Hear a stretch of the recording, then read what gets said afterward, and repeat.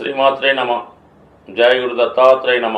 ఈ వీడియోలో మనం వృషభ రాశి వారికి మార్చి 2వ తారీఖు నుంచి 8వ తారీఖు మధ్యలో జరగబోయే వార ఫలాలు పరిశీలించినప్పుడు ఈ రాశి వారికి ఏకాదశ స్థానంలో 4 గ్రహాలు ఉండగా ఈ వారం ప్రారంభమైంది. అలాగే ధనస్థానంలో కుజుడు, ఇవన్నీ కూడా జాతకుడికి ఈ వారం అంతా కూడా మనీ రొటేషను ఎక్కువగా పెరిగే అవకాశం ఉంది. వివిధ మార్గాల ద్వారా ఆదాయం వచ్చే అవకాశం ఉంది. అలాగే రాశి యందు ఉన్నటువంటి గురుగ్రహ సంచారం మీలో ఆకర్షణ పెరుగుతుంది. ఎక్కడికి వెళ్ళినా ఒక మంచి గౌరవాన్ని పొందుతారు. మీరు కూడా మంచి కార్యక్రమాల్లో పాల్గొని మంచి వారికి సహకరించే అవకాశం ఉన్నది. ముఖ్యంగా లగ్న షష్టాధిపతిగా ఉన్నటువంటి శుక్రుడు లాభస్థానంలో వక్రగమనంలో ఉండడం వల్ల, అంటే ఇంచుమించుగా మీకు ఈ వారం నుంచే శుక్రుడు వక్రగమనంలోకి రావడం జరిగింది. ఇంకా ఇప్పుడు ఏమైందంటే, మీరు గతంలో ఏదన్నా ఒక ప్రయత్నం చేసి, అది ఉద్యోగ ప్రయత్నం కానీ వ్యాపార ప్రయత్నం కానీ, మీకు ఏదన్నా మనీ అవసరమైతే ఏదన్నా సంస్థలో మనీ కొరకు ప్రయత్నం చేసి ఉంటే మరి ఇప్పుడు ఆ ప్రయత్నం నెరవేరే అవకాశం ఉన్నది. అంటే ముఖ్యంగా రుణ ప్రయత్నాలు ఫలిస్తాయి. గతంలో మీకు శత్రువులుగా ఉన్నటువంటి వారు, అంటే మీ కుటుంబ సభ్యులే, ముఖ్యంగా మీ కుటుంబంలో స్త్రీలతో మీకు విరోధం ఉంటే వారు ఈ సమయంలో మీకు అనుకూలంగా మరి తగు విధంగా మీ కుటుంబ అవసరాలకు తగు విధమైనటువంటి సహకారం అందించే అవకాశం ఉన్నది. అలాగే వృత్తిలో మీ సహ ఉద్యోగులైనటువంటి స్త్రీలు మీకు సహకరించే అవకాశం ఉంది. ఎందుకంటే శుక్రుడు స్త్రీ గ్రహం కాబట్టి, షష్టాధిపతిగా రాష్ట్రాధిపతిగా ఉన్నాడు కాబట్టి వ్యక్తిగతంగా ఈ రాశిలో ఉన్న స్త్రీలకి మగవారి కన్నా ఎక్కువ లాభం కలిగే అవకాశం ఉంది. వారి యొక్క వ్యక్తిగత ప్రాధాన్యత పెరుగుతుంది. ఆకర్షణీయంగా కనబడే అవకాశం ఉంది. ఎక్కడికి వెళ్ళినా విజయంతో తిరిగి రావడం జరుగుతుంటుంది. ఒక విధమైనటువంటి సెలబ్రిటీ హోదా వస్తుంది. ఒక మంచి గుర్తింపు రావడం జరుగుతూ ఉంటుంది. ఇది సినిమా రంగంలో, టీవీ మీడియా రంగంలో ఉన్న వాళ్ళకి, రాజకీయ రంగంలో ఉన్న వాళ్ళకి చాలా అనుకూలిస్తూ ఉంటుంది.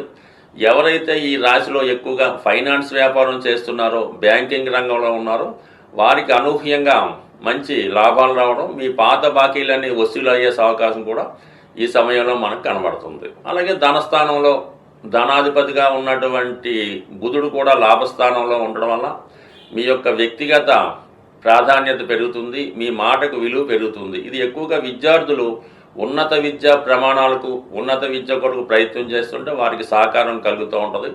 మరి ఆల్రెడీ రాహువు, శుక్రుడు, బుధుడు ఈ 3 కూడా మిత్రగ్రహాలు అవ్వడం వల్ల మీకు ఎవరైనా బాగా ఉన్నత స్థాయి విద్య, సైంటిఫిక్ విద్య లాంటిది కానీ, కంప్యూటర్ రంగంలో బాగా హయ్యెస్ట్ విలువలు, అంటే బాగా ఇంప్రూవ్డ్ శాస్త్రం నేర్చుకున్న వారికి, సినిమా రంగంలో, ఈ ఫోటోగ్రఫీ రంగంలో ఉన్న వాళ్ళకి ఈ గ్రహస్థితి మీకు బాగా కలిసి వచ్చే అవకాశం ఉన్నది. ఇక ధనస్థానంలో కుజుడు, దానివల్ల ఏంటంటే మీరు మీ కుటుంబ సభ్యులపై ఆధిపత్యం వహిస్తారు. వారు ఏదన్నా పొరపాటు చేస్తే వాళ్ళని శిక్షించడమో, దండించడమో ప్రయత్నం చేసే అవకాశం ఉంది.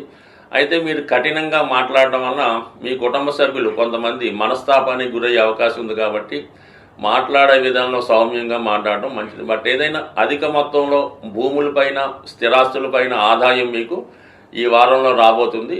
దాని విషయంలో కుటుంబ సభ్యుల మధ్య కొన్ని అభిప్రాయ భేదాలు కూడా వచ్చే అవకాశం ఉంది. ముఖ్యంగా దశమంలో రవి దిగ్బలుడై ఉండడం వలన ప్రభుత్వ ఉద్యోగులకి ఎక్కువగా పనిభారం పెరుగుతుంది. అయినప్పుడు కూడా వృత్తిలో సంతృప్తి కలిగే అవకాశం ఉన్నది. అంటే మొత్తం మీద ఏంటంటే ఎక్కువ గ్రహాలు ధన లాభస్థానాల్లోనూ రాశిలో శుభగ్రహం ఉండడం వల్ల ఈ వృషభ రాశి వారికి ఈ వారం అంతా కూడా చేపట్టిన ప్రతి పని విజయవంతంగా, ఆర్థిక పరంగా లాభంగా ఉండే అవకాశం ఉంది. ఈ వారం ఈ గ్రహస్థితి పరిశీలించినప్పుడు ప్రతి ఒక్కరికి కూడా ధనం యొక్క అవసరం చాలా ఎక్కువ ఉండడం జరుగుతూ ఉంటుంది. అంటే శుక్రుడు ఈ ఆదివారంలో వక్రించి ఉండడం వల్ల ఇంచుమించుగా కొన్ని రోజుల పాటు వక్రిస్తాడు. అలాగే మిగతా గ్రహాలతో కలియడం వల్ల మనీ ఎక్స్పెండిచరు ప్రతి ఒక్కరికి చాలా ఎక్కువ అవడం జరుగుతూ ఉంటుంది. ఆ ఖర్చుకు తగిన ధనం మీకు రావాలంటే మరి శుక్రుడు వక్రించి ఉండడం వల్ల శుక్రగ్రహానికి అధిదేవత అయినటువంటి లక్ష్మీ అమ్మవారిని మీరు ప్రసన్నం చేసుకోవలసి ఉంటుంది. ఆ విధంగా ప్రసన్నం చేసుకోవడానికి సింపుల్ పరిహారం ఏంటంటే, మీకు మీ గృహంలో అవకాశం ఉంటే లక్ష్మీ అమ్మవారి ఫోటోని ఎరుపు రంగు పూలతో అలంకరించవలసి ఉంటుంది.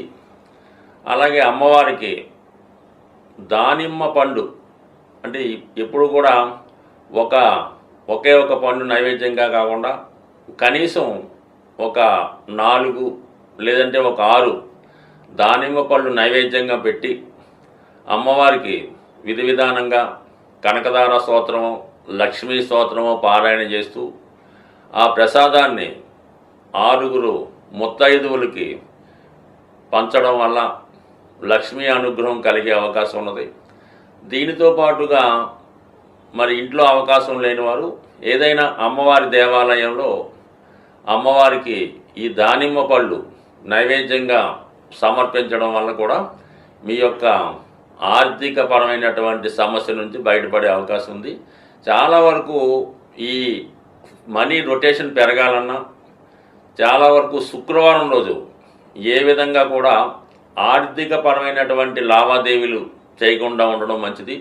ముఖ్యంగా ఎంత అవసరమైనా సరే శుక్రవారం రోజు ఈ బంగారాన్ని తాకట్టు పెట్టడం కానీ లేదంటే ధనాన్ని ఎవరికైనా అప్పుగా ఇవ్వడం కానీ ఖర్చు పెట్టడం కానీ చేయకుండా ఆ ఒక్కరోజు నియమంగా పాటించవలసి ఉంటుంది. అలాగని ఫోన్పేలు, గూగుల్ పేలు వాడకుండా అంటే మీకు ఎంతైతే బ్యాలెన్స్ గురువారం నైట్ ఉంటుందో అదే బ్యాలెన్సు శనివారం ఉదయం దాకా మెయింటైన్ చేయగలిగితే కంపల్సరిగా కొద్ది వారాల్లోనే మీ యొక్క ఆర్థికపరమైనటువంటి సమస్య పరిష్కారం అవుతుంది. ఈ చిన్న ప్రయత్నం చెప్పడానికి సులువు కానీ చేయడానికి కష్టంగా ఉంటుంది. ఒక్కసారి ఒక 6 వారాలు ప్రయత్నించేయండి. మీలోనే మీకు తెలియకుండా ఒక గొప్ప ధనపరమైన అవకాశాలు రావడం జరుగుతుంది. అలాగే వేరొక పరమైన సమస్య కూడా చాలా వరకు ఈ ధనం గురించి, ఈ ధనం నిల్వ గురించి రావడం జరుగుతూ ఉంటుంది. ఎక్కువగా ఈ ఆంజనేయ స్వామి వారికి మంగళవారం రోజు సింధూరంతో పూజించవలసి ఉంటుంది. సో లేదు మనం ఏ టెంపుల్ పక్కన పెట్టుకుంటే మీరు ఏదైనా ఒక కాపరు రాగితో తయారు చేసినటువంటి ఆంజనేయ స్వామి యొక్క విగ్రహాన్ని తీసుకోవడం మంచిది. లేదంటే ఒక కాయిన్ మీద హనుమాన్ బొమ్మ ఉన్నవి మార్కెట్లో దొరుకుతుంటాయి.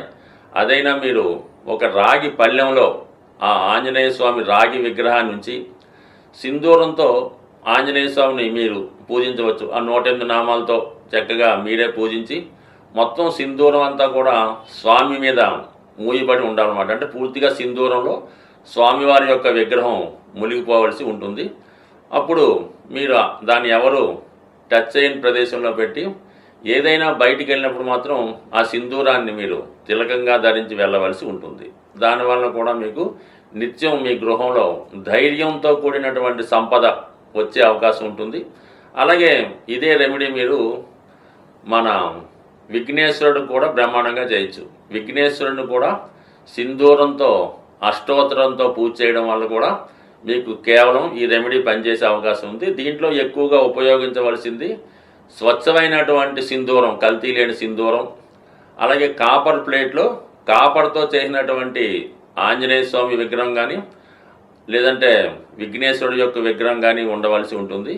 ఈ రెమెడీ చాలామంది ఆచరించి విజయం సాధించడం జరిగింది. కాబట్టి ఏదైనా ఒక రెమెడీ మీరు చేస్తున్నప్పుడు దాని మీద అనేక సందేహాలు రాకుండా మీరు చేస్తున్నటువంటి రెమెడీ ఇతరులకి చెప్పకుండా చేయడం వల్ల దాని ఫలితం చాలా ఎక్కువగా వచ్చే అవకాశం ఉంటుంది. కాబట్టి ఒకసారి ప్రయత్నం చేయడం వల్ల ఆటోమేటిక్గా మీ యొక్క ఆర్థిక సమస్యలు బయటపడతాయి. దానికన్నా ముందు ఆర్థిక సమస్యను ఎదుర్కొనే ధైర్యం రావడం జరుగుతూ ఉంటుంది. అందుకే ధైర్య సాహసే లక్ష్మి అన్నారు. కాబట్టి మరి ధైర్యంతో ఏ పని చేసినా మీకు ఆ కార్యం సిద్ధిస్తుంది. స్వస్తి.